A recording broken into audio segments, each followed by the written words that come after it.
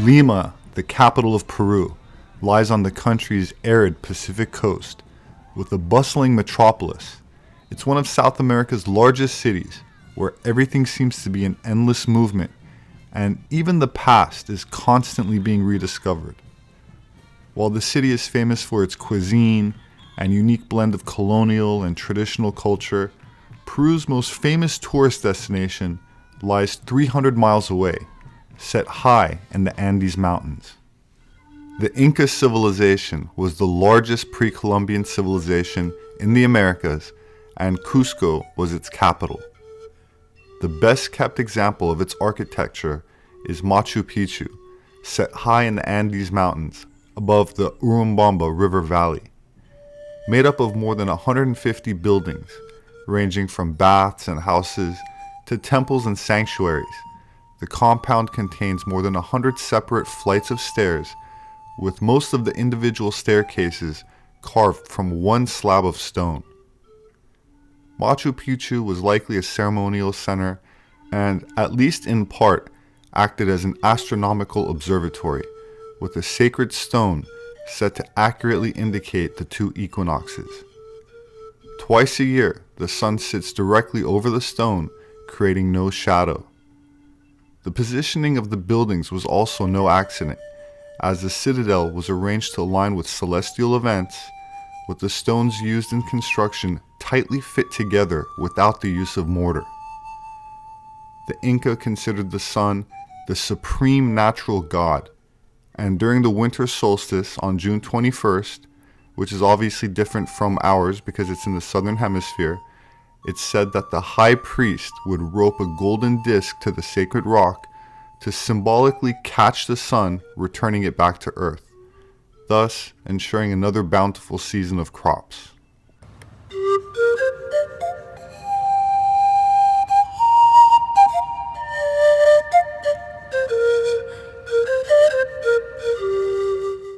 Sacsayhuaman is a citadel on the northern outskirts of the city of Cusco, Peru, the historic capital of the Inca Empire.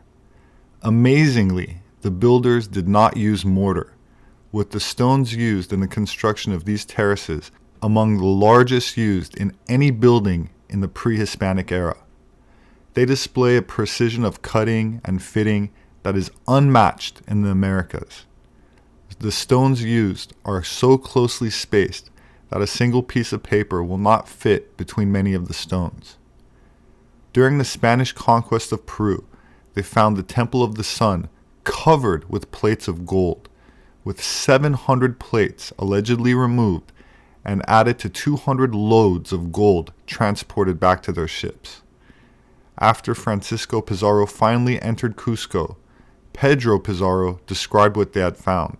Quote, "On top of a hill, they had a very strong fort surrounded with masonry walls of stones and having two very high round towers. And in the lower part of this wall, there were stones so large and thick that it seemed impossible that human hands could have set them in place. They were so close together and so well fitted that the point of a pin could not have been inserted in one of the joints. The whole fortress was built up in the terraces and flat spaces." While mainstream academia attributes all of the megalithic stonework to the Inca civilization, it is clear that the site was rebuilt after some sort of cataclysmic events and likely predated the Inca themselves. Evidence for this can be found in the architecture, which clearly shows two distinct levels of workmanship. The earlier stonework being much more sophisticated and precise, which is reminiscent of other megalithic sites around the world, such as in Baalbek, Lebanon, where the Roman Empire reconstructed the ancient temples and came nowhere near its original construction, in both the size of the stones used or in the excellence in which they were erected. According to tribal legends, as well as in accounts from early European settlers, an ancient race of giants once allegedly inhabited the Americas, which some researchers speculate may have been responsible for the Cyclopean masonry, a term describing a worldwide style of prehistoric masonry characterized by the use of massive stones of irregular shape and size.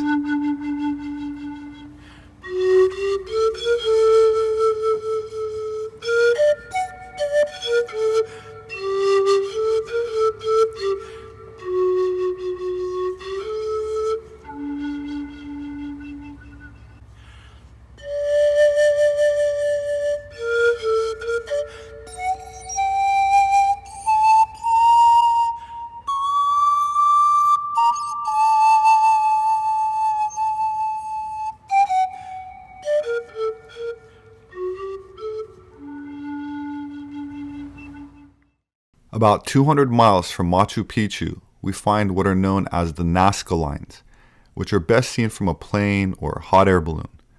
The name is derived from the Nazca culture, which flourished in the area between 100 BC and the year 800. And going by some of their mummified remains, they were of a short stature, averaging 4 foot 9 inches in height.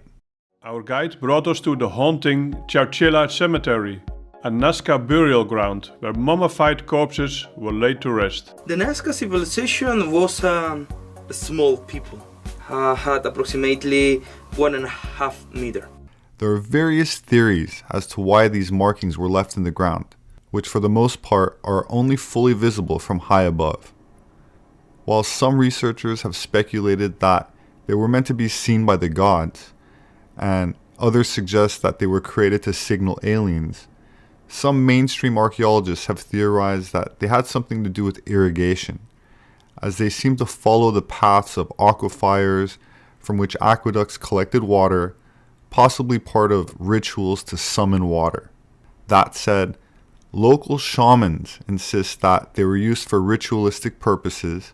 The idea is that an initiate would be taken to a particular location, presumably blindfolded, and then after entering a trance-like state, which may or may not have included psychotropic substances, were then encouraged to have an out-of-body experience, or at least project their consciousness up in an effort to be able to remotely describe the design below, which is how they would pass the initiation.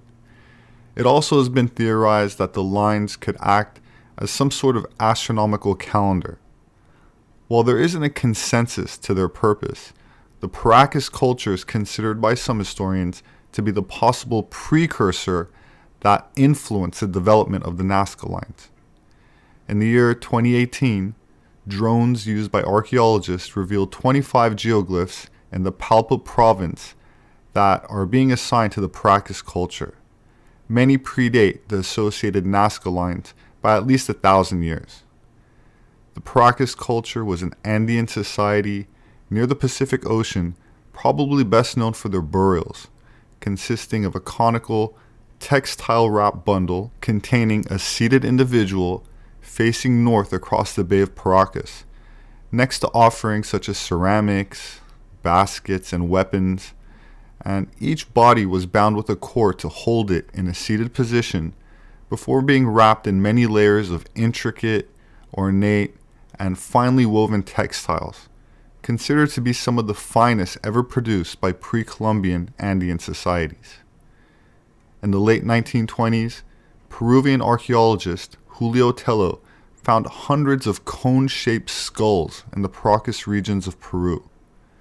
Artificial skull elongation has been practiced by a high number of cultures in practically every corner of the world, from Western Europe and the Americas to the Far East and Africa.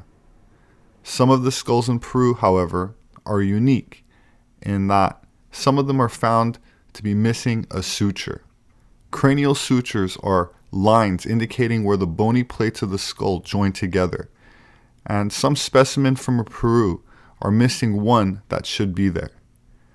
While some websites claim that the sutures that separate the two parietal bones, which is called the sagittal, can close and ultimately disappear with age, I have not personally seen an example of this outside of Peru, and every one of my professors that I asked while earning my degrees in anthropology claimed that this phenomena was unique to these Peruvian samples and could not offer any explanation. So While I can't conclusively solve this puzzle to my own satisfaction yet, what I can say is that carbon and nitrogen isotope analysis of the bones has shown that artificial cranial modification was performed on people that ate a more varied diet, indicating that they were perhaps more privileged. The remains of these specimens also appear to have fewer signs of physical violence against them, once again suggesting that they were from a higher echelon of society. In other words, it likely indicated a social status of nobility, especially during the earlier times, as the practice became more and more common with time, even among the lower classes. In regards for why this was done, one common theory is that it was an attempt to imitate hominins that may have been revered in antiquity that did not have a forehead, such as Neanderthal, which had a sloping head and a naturally elongated skull shape, rather than a round one. While I can't dismiss this as a possibility, in my estimation, the reason likely had to do with altering the shape of the skull to apply pressure to the pineal gland, which may have had something to do with the secretion of DMT, which the brain allegedly releases when we dream, and shamans sometimes take as a drug to induce hallucinations and mystical experiences. I can't prove this medically, so keep that in mind, but I believe that the ancient civilizations that engaged in this practice were more interested in communicating with other worlds, experiencing other dimensions, and engaging with discarnate entities than with imitating extinct or archaic hominins. Ayahuasca, meaning vine of the soul or of the ancestors, is a sacred South American psychoactive brew used both socially and as a ceremonial spiritual medicine among the indigenous peoples of the Amazon basin. Its long history of ritual use among indigenous groups, especially in Peru, and traditional importance of divination, clairvoyance, and astral travel leads me to believe that the cranial modification, including trepanation, which means making holes in the skull to the surface of the brain, was done for purposes of accessing or amplifying altered states of consciousness, not for aesthetic or cosmetic reasons.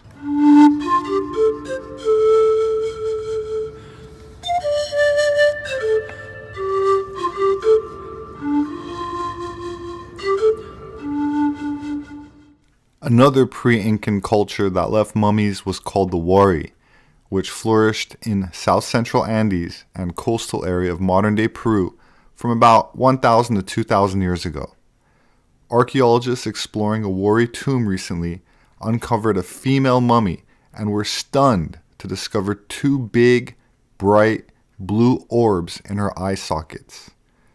The Wari people lived and ruled in what is now Peru for roughly 500 years, controlling most of the Peruvian highland and coast, integrating dispersed cultures, and building a network of roads that the Inca would later repurpose for their own empire.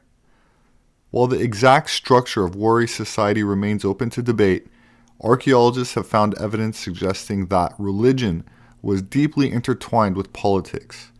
It involved animal and human sacrifice, including children, and that women were involved at the highest levels of governance.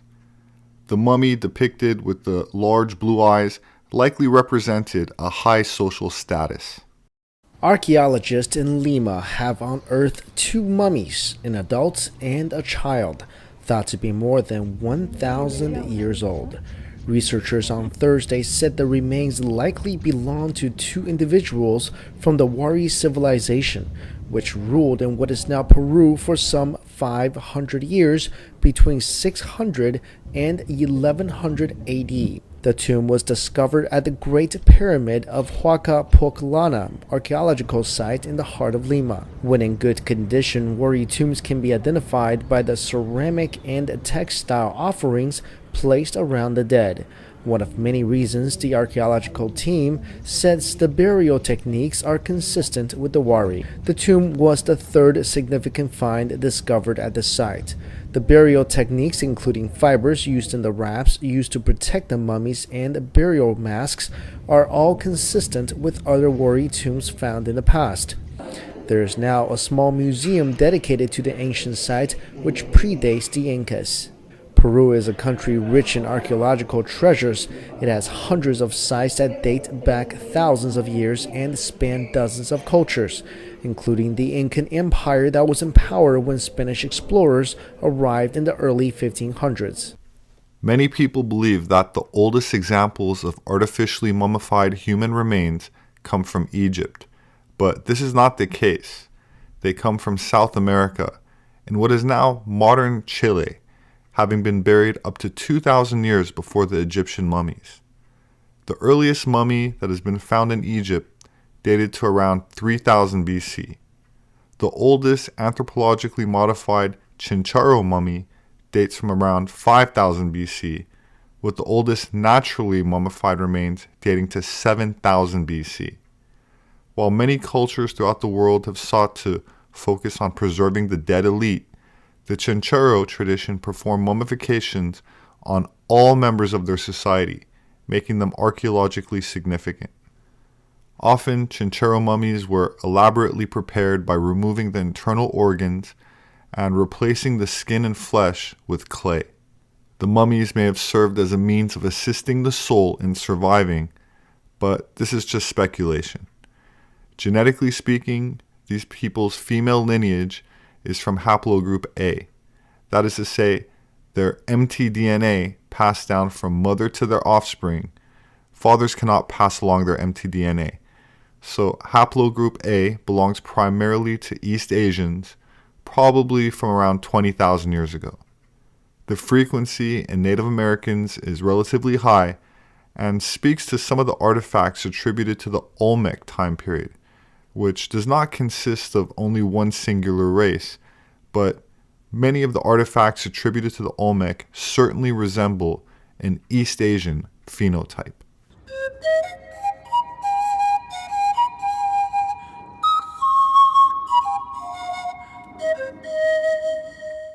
Of course, the New World is not new at all and was populated by all of the same demographics of the Old World since antiquity, an archaeological, genetic, and mythological fact that modern academia is really struggling to deny. America was not named after the Italian explorer Amerigo Vespucci, but instead the name of the American continent was adopted from its original inhabitants, such as the early inhabitants of Peru that called it Amaruca, meaning land of the plumed serpents, which incidentally is also the chief deity of the Maya in Central America, Kukulkan, which means plumed or feathered serpent, as does Quetzalcoatl of the Aztec in Mexico. In fact, the Incan leader that was captured and executed by the Spanish in 1572 was named Tupac Amaru, which means shining serpent. It's no coincidence that in this statue of Amerigo Vespucci, there's a reptile beneath his feet, climbing a column representing America, as serpent worship was a worldwide phenomenon before history became so distorted. That said, a more correct translation or interpretation of plumed or feathered serpent is winged serpent, and this symbol can still be seen in museums in Egypt and the Middle East, with flying dragons also prevalent in ancient Asia.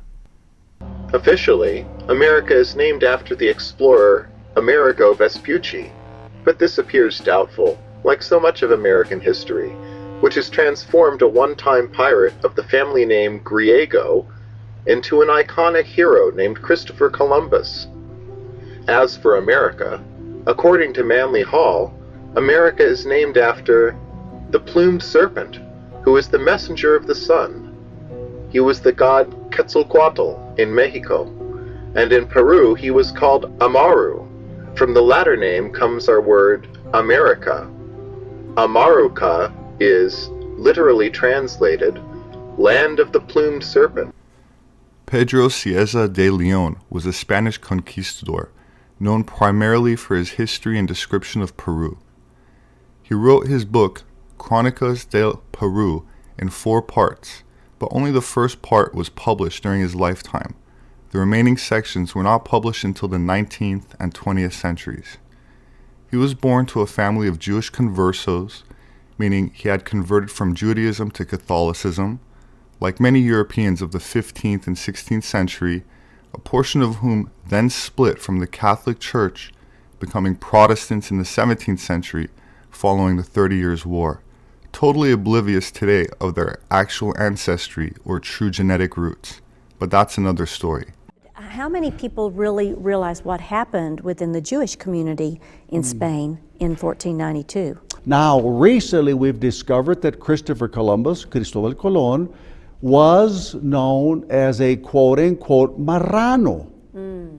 Marrano? The Marranos are those that were forced to convert to Roman Catholicism, that were Sephardim, and then they were forced to eat pork, which is very unkosher, and then they were called Marrano, pigs, swine. Because you see, the facade of the Spanish Inquisition, what is Inquisition? It comes from the root word to inquire. But this was more than inquiring. This was spying and forcing Jews to convert to Roman Catholicism. So King Solomon would send, along with King Hiram of the Phoenician Empire, fleets of ships every 3 years to Tarshish to bring back gold and silver, exotic animals, exotic fruits, and so forth. This ancient Tarshish is none other than Sepharad. You must say, what's Sepharad? Sepharad is Spain. Even to this date, Spain is Sepharad. And from there you derive the term Sephardic or Sephardim that are the initial ancestors of Jews in Spain, that's Sepharad. Now, talking about Christopher Columbus, a lot of people don't know, but I'm sharing this with you. He was a converso, meaning he too was a crypto-Jew or a Jew in hiding. It so happens that the majority of the passengers on La Niña, La Pinta, and La Santa Maria, his fleet of ships, were of our kind of surname. What kind of surname? Hispanic surname, Spanish surnames. We are the descendants, many of you are descendants of the secret Jews of Spain. That's the crypto-Jews I'm referring to. In 1536, Leon was greatly surprised to learn of the discovery of the land of the Inca, and so decided to embark on his journey to South America, to see for himself the artifacts of precious metals which had been brought to Spain, along with legends of cities of gold. Spanish conquistador Francisco Pizarro, conqueror of the Incan Empire, was also his first cousin. According to Pizarro, quote, "The ruling class in the kingdom of Peru was fair-skinned, with fair hair about the color of ripe wheat. Most of the great lords and ladies looked like white Spaniards. In that country I met an Indian woman with her child, both so fair-skinned that they were hardly distinguishable from fair white men." Leon's books documented and described the Inca, as well as the discovery and conquest of Peru by the Spaniards, most of which went unpublished when he died, considered by historians to be lost, until it eventually turned up in a Vatican library, and the Spanish version of the text was published in 1979.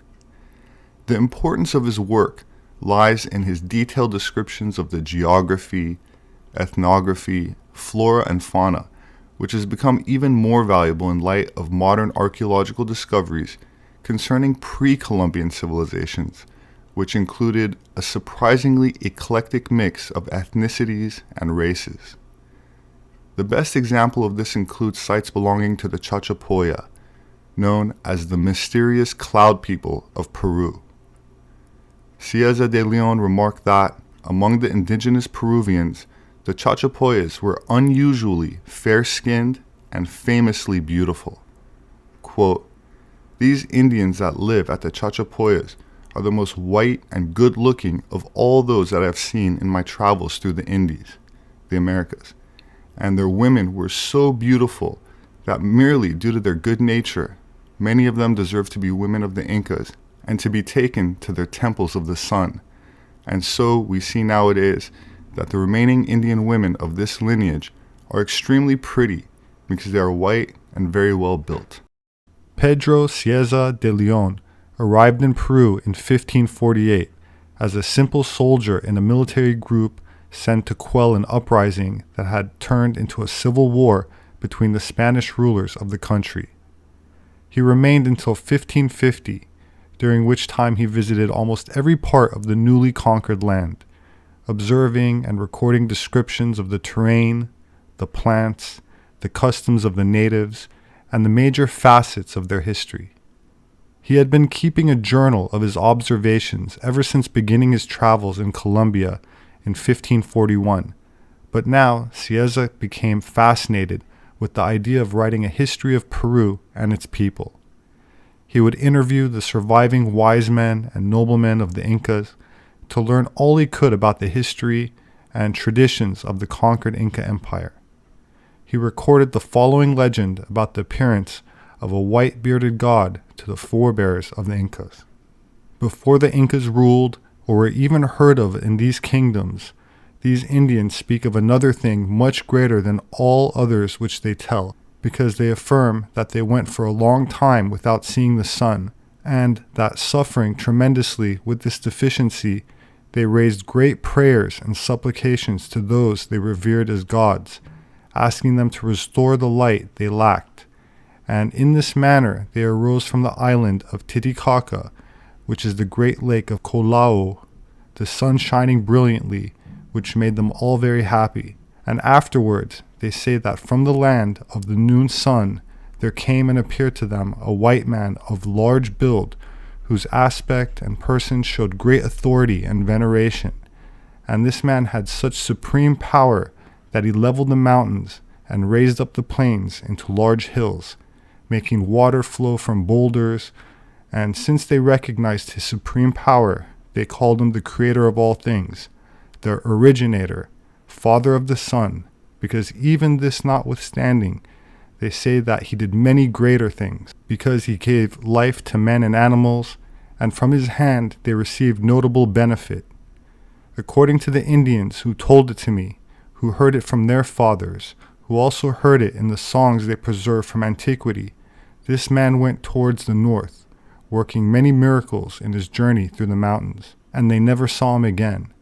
In many places they say that he gave commandments to the men about how to live, and that he spoke with love and much humility, admonishing them to be good and not cause harm or injury to one another, but instead to love each other and have charity. Generally, they call him Tiki Viracocha, even though in the province of Callao they call him Topoca, and in other places it is known as Arnauan. Many temples were built to him in different places, where they erected stone statues in his likeness, before which they offered sacrifices. The large stone figures in the city of Tiahuanacu are said to date from that era, and even though by tradition inherited from the past, they recount this that I tell of Tiki Viracocha, they say nothing else about him, nor that he ever returned to any part of this kingdom. Pedro Sarmiento de Gamboa was a celebrated navigator and captain in the Spanish army. While stationed in Cusco, Peru, he was ordered to compile a history of the Incas. Summoning some of the oldest wise men still living in the ancient Inca capital, Sarmiento interviewed them individually and compared their testimonies to draw his conclusions and make his compilation. The manuscript he prepared was called Historia de los Incas.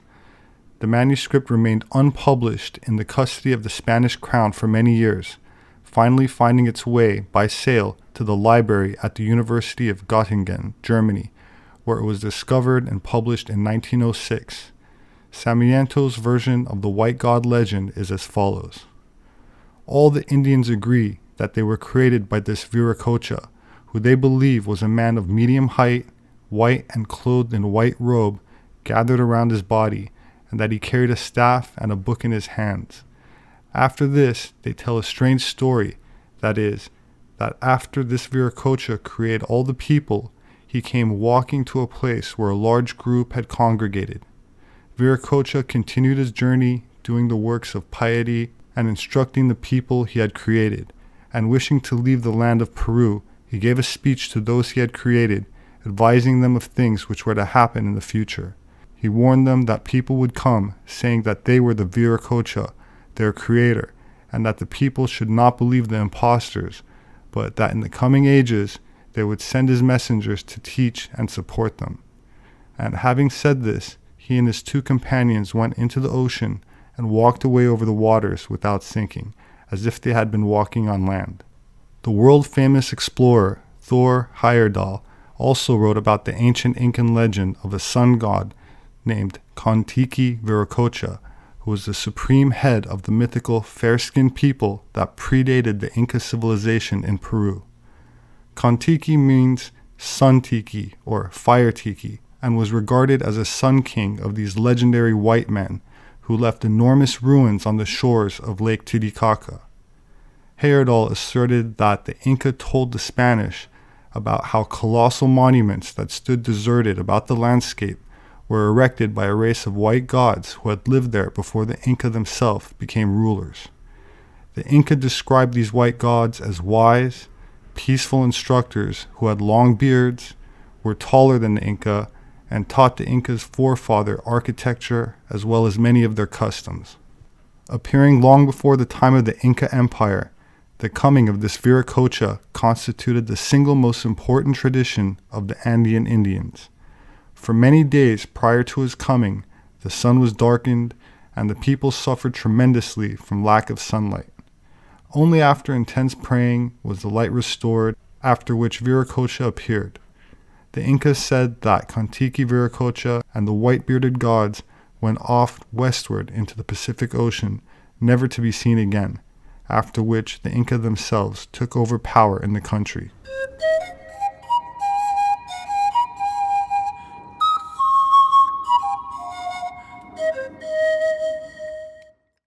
That said, when Francisco Pizarro, whose expeditions led to the Spanish conquest of Peru, asked who these pale, blonde, and red-haired people were, the Inca replied that they were the last descendants of the Viracocha, a light-skinned, bearded Incan god. The Viracochas, they said, were a race of divine bearded white men, so like the Spanish that the Europeans were called Viracochas the moment they came to the Inca Empire.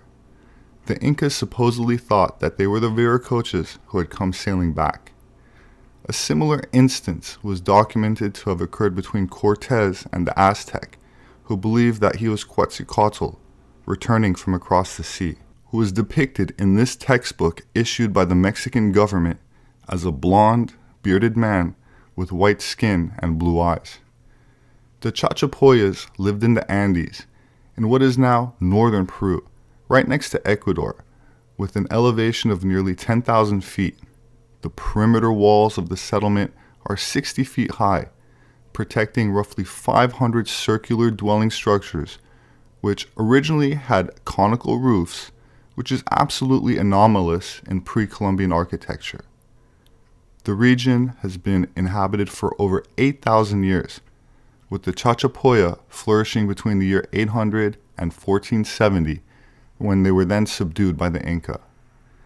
In 1997, about 500 miles to the north of Calup, the name of the site of the Chachapoya, over 200 mummies were discovered high in the cliffs around this remote lake. The mummies were wrapped in seated positions and sealed, overlooking the lake, all of which is highly abnormal amongst Andean cultures. Many of the mummies had been looted, and some had strange cranial features such as elongated skulls, and their religion seemed to be a sort of shamanism, as indicated by the artifacts found along with the remains, including hallucinogenic plants. Evidence of violence and fire was also found at the site, with random age and gender skeletons discovered in scattered, open locations, suggesting that they were not interred there, but rather they had died suddenly in that spot.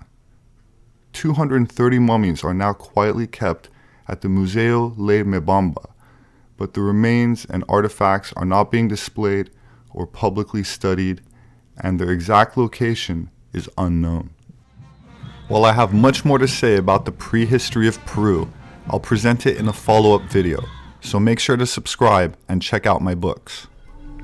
Species with Amnesia, Our Forgotten History, Gods with Amnesia, Subterranean Worlds of Inner Earth, The Occult Secrets of Vril, and 1666, Redemption Through Sin. My name is Robert Sepehr. Have a great weekend, and I hope to see you again soon.